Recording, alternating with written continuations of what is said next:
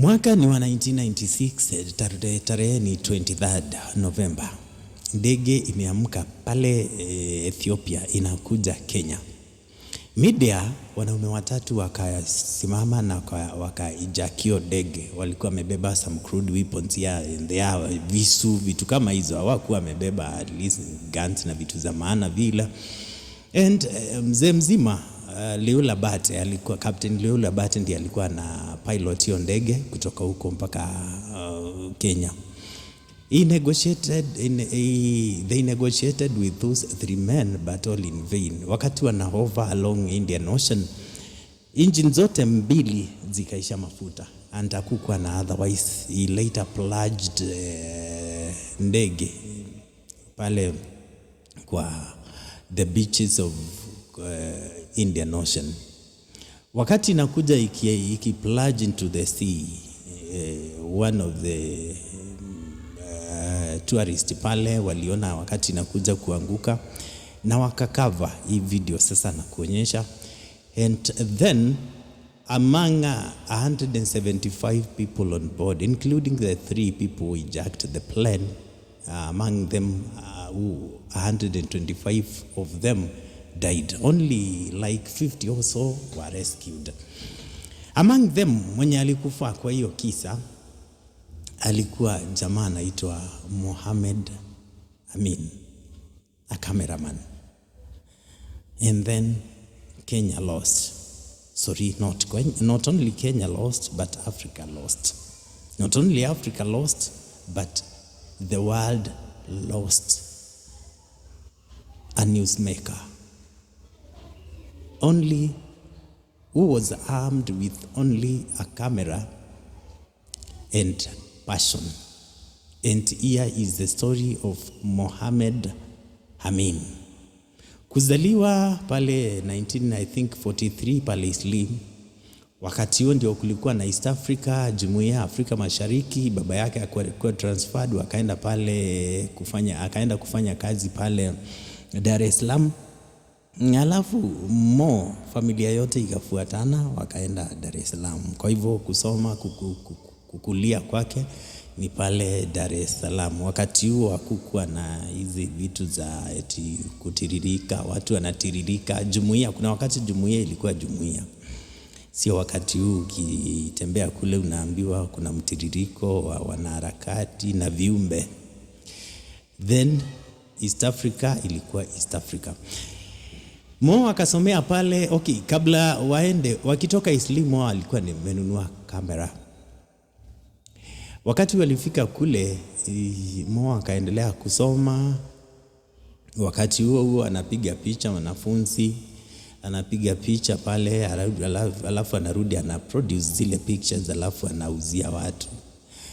And hiyo ikaendelea on and on mpaka akaingia full time into photography. Akaanza kampuni pale Dar es Salaam kanaitwa Camera Pics.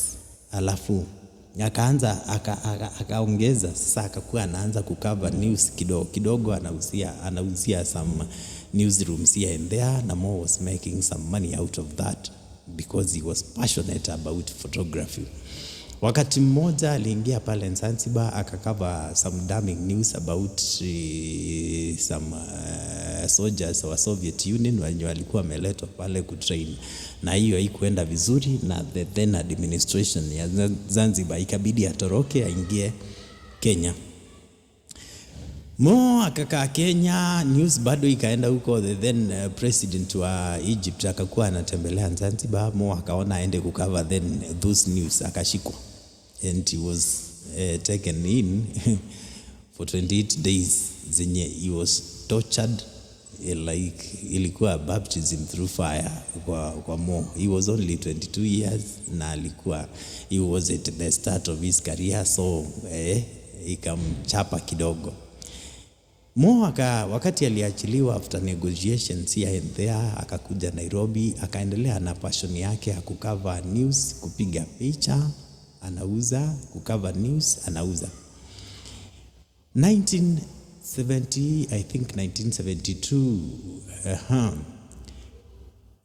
one of then cabinet ministers anaitwa Tom Odhiambo Mboya akakuwa shot pale city center wakati anatoka kwa chemist fulani hivi, akakuwa shot. Alafu Mo was the first newsman who alifika pale, and he had exclusive videos and still pictures about your incident. 17 minutes after that incident alikuwa Nation Center akiziuza, and Mo alikuwa na picture exclusive, even the newsrooms hawangezikataa because he knew how to take those pictures. He was a professional when it comes to taking pictures and taking videos.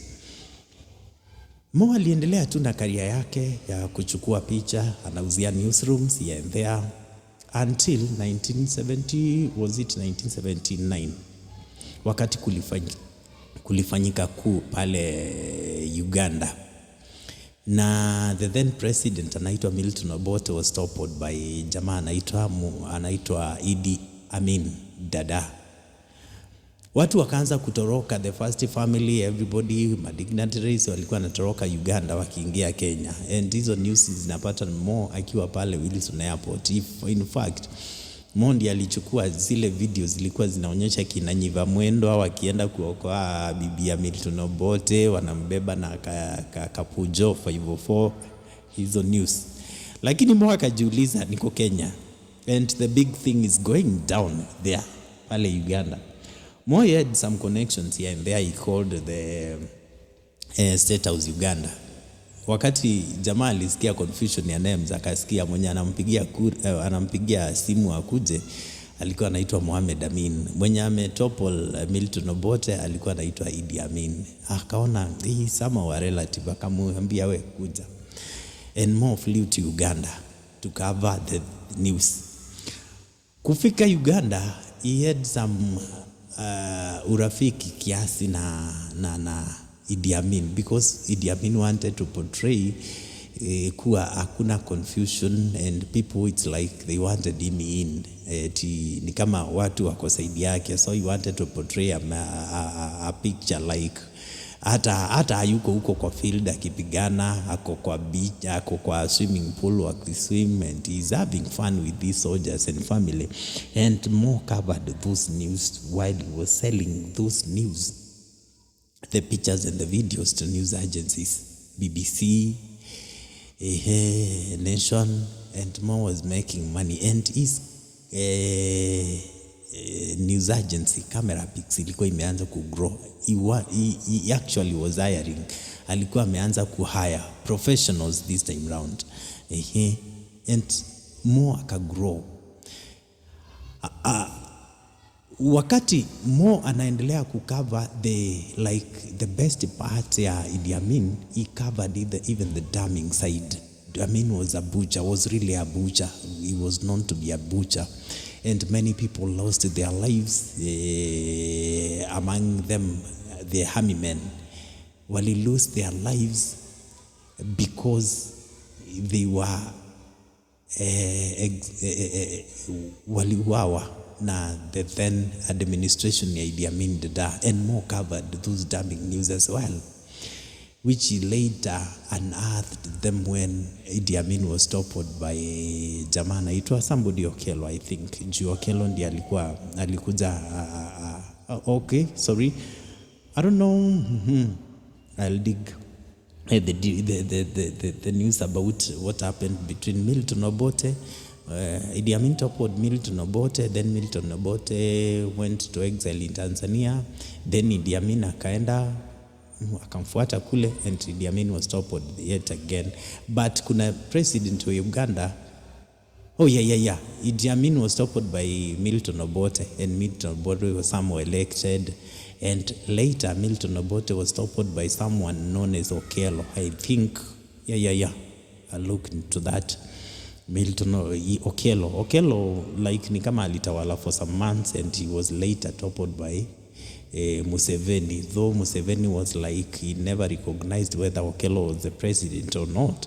Or news zinasemanga Museveni toppled Milton Obote, yet kulikuwa na I'm digging to such news yet.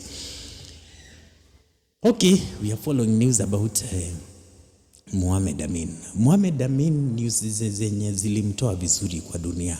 Kulitokea bala njaa pale Ethiopia.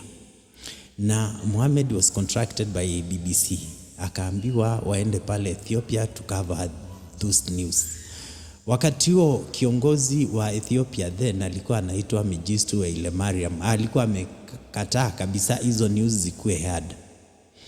After some negotiations here and there, akakubali, and more covered some damning news about people who are dying of hunger and lack of water. And people were burying their loved ones almost hourly. And it was very damning.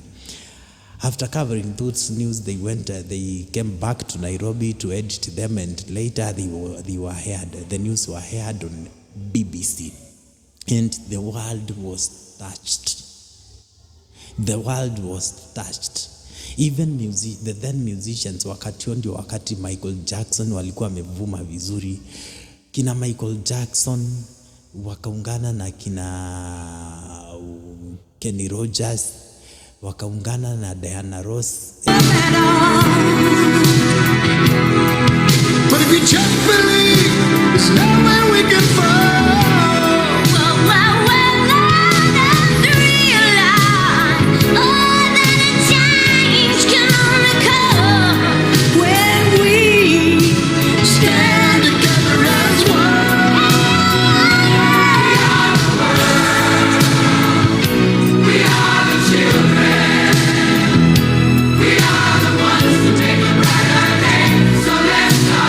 Expensive concerts, waende wakae kwa studio moja wa record, alafu wafanye shows zenye zilikuwa zinachanga pesa za kusaidia kuleta chakula Afrika.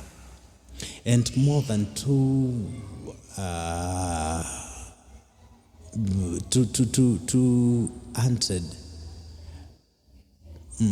million zilichangwa na hizo concert zilifanyika Wembley na zingine US. Wakati huo everybody wanted to know, who is this cameraman who has brought all this change to Africa? Who has broken this like touching news? And Mohamed who was who then? My presidents, he even Pope Mohamed, the newsmakers of then. Na jina ya Mo ilikuwa imegrow kugrow.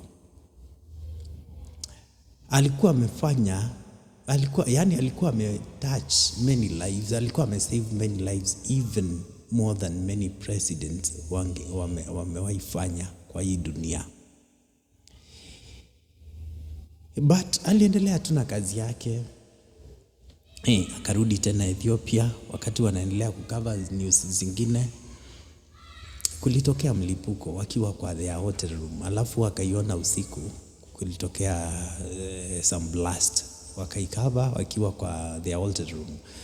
Asubuhi na mapema wakaamka wakaenda kwa site. Wakati walifika kwa pale kwa ile mahali kulifanyika ile incident, wakapata kulikuwa na IDs zingine, explosive devices zingine, improvised explosive devices zingine hazikuwa zimelipuka. One of them ikalipuka pale, bahati mbaya ikamharibu mkono. He was flown to Nairobi hospital. And from that time, his hand was amputated. But the shocker was 10 days after his hand was amputated, wafanyikazi wake walimuona amerejea kwa ofisi, and Mo was ready to work again. Okay. Alienda akawekwa mkono mwingine wa artificial, na Mo akaendelea kucover some news here and there.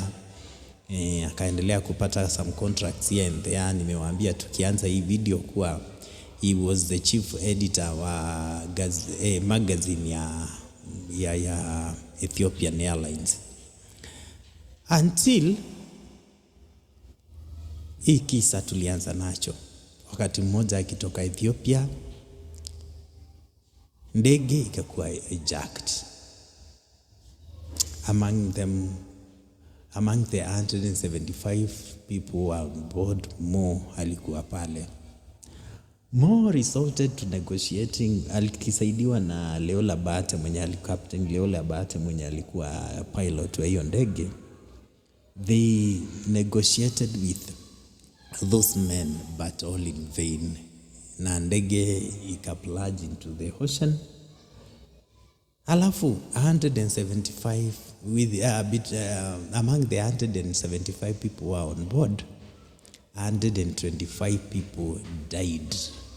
More akiwa among them. That's why nilisema Kenya lost, Africa lost, and the world lost.